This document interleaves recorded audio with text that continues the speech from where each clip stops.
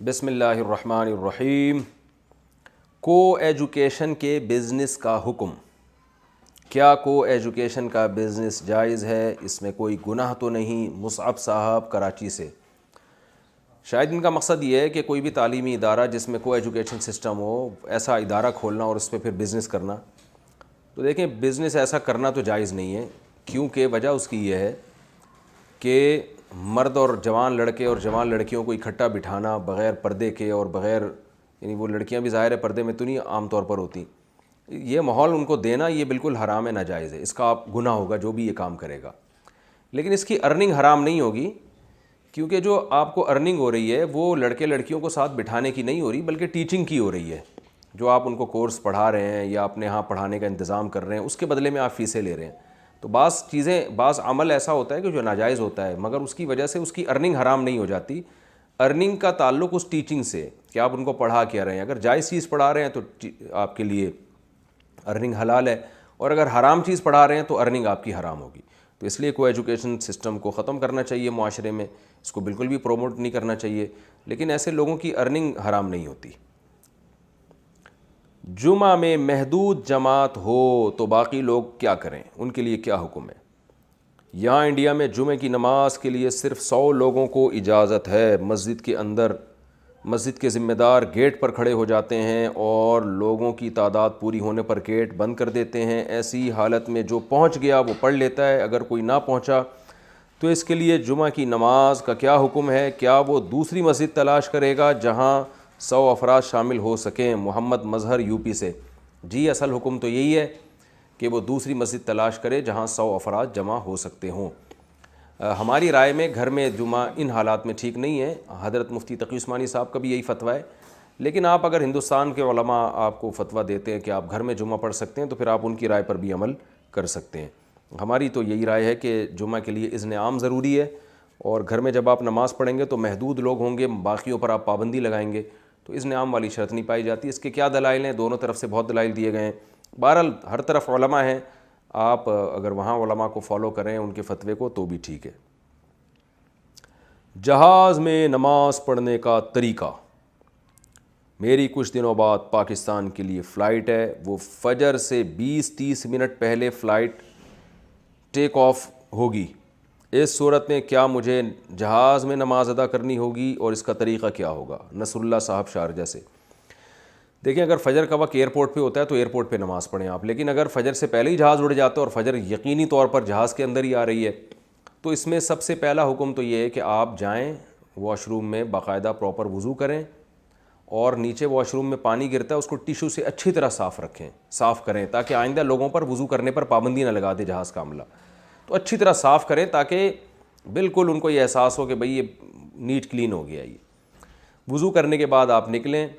آپ ایئرپورٹ پہ سوار ہونے سے پہلے اندازہ لگا لیں کہ جہاز کی ڈائریکشن کہاں سے کہاں ہوگی، لہذا قبلہ کس طرف ہوگا، یہ پتہ چل جاتا ہے، اندازہ ہو جاتا ہے کہ بھئی بیت اللہ اس طرف ہے، سعودی عرب مکہ اس طرف ہے، اور ہمارا جہاز یوں جائے گا، تو آپ اندازہ لگا لیں گے کہ پھر اس کا مطلب اتنی دیر میں میری ڈائریکشن اس طرف ہوگی، تو ایک اندازے سے آپ اس طرف رخ کر کے کھڑے ہو جائیں، یا ایئر ہوسٹس سے بھی پوچھا جا سکتا ہے، لیکن بہرحال پہلے سے اندازہ ہو جاتا ہے انسان کو اگر ایئرپورٹ پہ پہلے سے وہ اس کا اہتمام کرے۔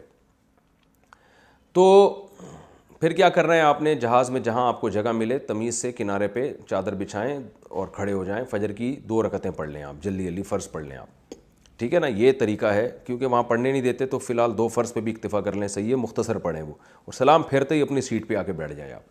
اگر آپ کو اس پر بھی عمل نہ کرنے دیا جائے اور جہاز کا عملہ آپ کو اس سے روکے، ریکویسٹ کریں پھر بھی روک رہا ہے، تو پھر مجبوراً آپ سیٹ پہ بیٹھے بیٹھے جہاں بھی آپ کا رخ ہے بیٹھے بیٹھے اشاروں سے نماز پڑھ لیں آپ۔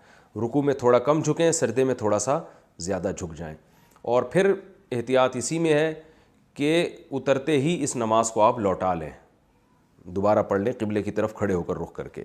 یہ طریقہ ہے جی جہاز میں نماز پڑھنے کا۔ مسجدیں کھلنے کے باوجود وائرس کے خوف سے گھر پر نماز پڑھنا۔ یہاں مسجدیں کھل چکی ہیں اور نمازیں ادا کی جا رہی ہیں، اگر کوئی شخص وبا کے خوف کی وجہ سے مسجد میں جماعت کے ساتھ نماز ادا نہ کرے اور گھر پر ہی فرض نماز ادا کرے تو کیا یہ درست ہے؟ محمد شعیب مکہ سے۔ دیکھیں اس میں اصل میں جو حکم ہے مبتلا بہی کی رائے کا اعتبار ہے، یعنی جو آدمی خود نماز پڑھ رہا ہے نا، اسے اگر دلائل سے یا ڈاکٹروں کی تحقیق سے یہ غالب گمان ہو کہ میں اگر جماعت سے نماز پڑھوں گا تو یہ بیماری لگنے کا خطرہ مجھے ہے، غالب گمان ہو، تو پھر ایسی صورت میں وہ گھر میں نماز پڑھے، مسجد کی نماز چھوڑ دے۔ اور اگر اس کا اپنا غالب گمان یہ ہو کہ نہیں جی ایسا کچھ بھی نہیں ہے، تو پھر اس پر لازم ہے کہ وہ مسجد میں نماز پڑھے۔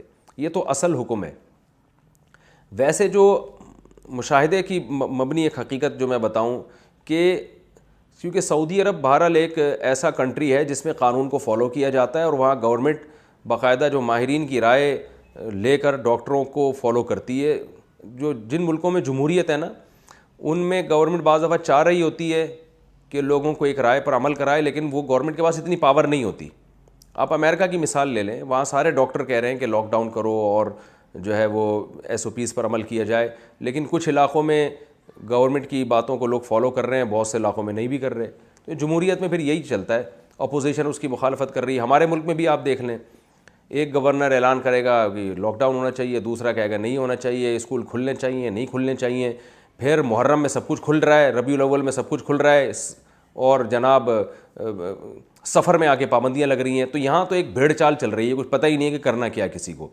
تو اس لیے یہاں تو ہم یہی کہیں گے بھائی جو آدمی خود مبتلا ہے وہ اپنے خود تحقیق کرے، ڈاکٹروں سے تحقیق ڈاکٹروں سے کرے گا، وہ کسی اور ماہر ڈاکٹروں سے جو اپنی فیلڈ کے ماہر ہیں ان سے تحقیق کر کے جو رائے قائم ہوتی ہے اس پر عمل کرے۔ وہ اگر وہ بہت سارے ڈاکٹروں سے پوچھتا ہے اور ریلائبل ڈاکٹروں سے، وہ سب کہتے ہیں بھائی آپ کے لیے مسجد میں جانے میں خطرہ ہے، آپ کو بیماری لگ سکتی ہے، تو پھر وہ گھر پہ نماز پڑھے، اور ڈاکٹر اس کو پرمیشن دے رہے ہیں نہیں بھائی آپ کو انشاءاللہ کچھ نہیں ہوگا، یا بہت کم درجے کا امکان ہے آپ کو بیماری لگنے کا، پھر آپ جماعت سے نماز پڑھیں جو شریعت کا اصل حکم ہے۔ تو اصل حکم تو یہ، یعنی ان ملکوں میں تو ہم یہی کہتے ہیں لوگوں سے کہ آپ اپنی رائے پر عمل کریں، اور رائے خود سے نہیں، ماہر ڈاکٹروں سے پوچھ کے رائے قائم کریں اپنے بارے میں۔ لیکن جہاں سعودی عرب جیسا کنٹری ہے، اگر اس میں مسجدیں کھول دی ہیں اور اجازت دے دی ہے تو وہ یقیناً اسی بیس پہ انہوں نے اجازت دی ہوگی کہ ان ملکوں میں کرونا ختم ہو رہا ہوگا یا وہ خطرات سے باہر نکل چکے ہیں، کیونکہ جیسے ہی وہ خطرات میں آئیں گے تو پھر گورنمنٹ خود سے پھر آرڈر جاری کر دے گی۔ تو ایسے ملکوں میں جہاں ایک قانون کو کسی درجے میں 100% تو نہیں، بہرحال کسی درجے میں گورنمنٹ کا جو ہے نا اپنی عوام پر ایک وہ ہے، یعنی حکومت ہے، اور گورنمنٹ جو ہے نا وہ صحت کے حوالے سے ڈاکٹروں کی رائے پر عمل کروا دیتی ہے لوگوں کو، تو پھر وہاں تو میں کہتا ہوں کہ پورا گورنمنٹ ہی کو فالو کرنا چاہیے۔ تو مکہ میں یا سعودی عرب میں اگر مسجدیں کھول دیں تو آپ جائیں مسجد میں نماز پڑھیں، اور ان ایس او پیز کے مطابق جو گورنمنٹ نے جس کا لاء بنایا۔ پاکستان میں اگر مسجدیں کھول بھی دی ہیں تو آپ گورنمنٹ کے کہنے پہ نہ جائیں، بلکہ آپ اپنے بارے میں دیکھیں، آپ کی عمر اگر زیادہ ہے، آپ کو پہلے سے کوئی ڈیزیزز ہیں، بیماریاں ہیں، تو ڈاکٹر کہتے ہیں کہ ایسے آدمی کو کرونا لگنے کا خطرہ بہت زیادہ ہوتا ہے اور اس کے بچنے کا خطرہ بھی، تو پھر ایسی صورت میں آپ ڈاکٹروں کی رائے پر عمل کریں۔ اور اگر آپ کو ایسا نہیں ہے، ڈاکٹر ماہر ڈاکٹر کہتے ہیں آپ کو کہ بھئی انشاءاللہ کچھ نہیں ہوگا، آپ کو زیادہ امکان یہی ہے کہ کچھ نہ ہو۔ دیکھیں ہونے کو تو کہا جاتا ہے نا اونٹ پہ بیٹھے ہوئے آدمی کو کتا کاٹ لیتا ہے، تو وہ تو اللہ کی جب مشیت ہوتی ہے تو کچھ ویسے بھی ہو جاتا ہے، اور ہونا والا ہو تو وہ ٹل جاتی ہے۔ تو ہم ظاہری اسباب کی بات کر رہے ہیں، تو ڈاکٹروں کی رائے پر اس پر عمل کیا جائے گا، عام حکم یہی ہے۔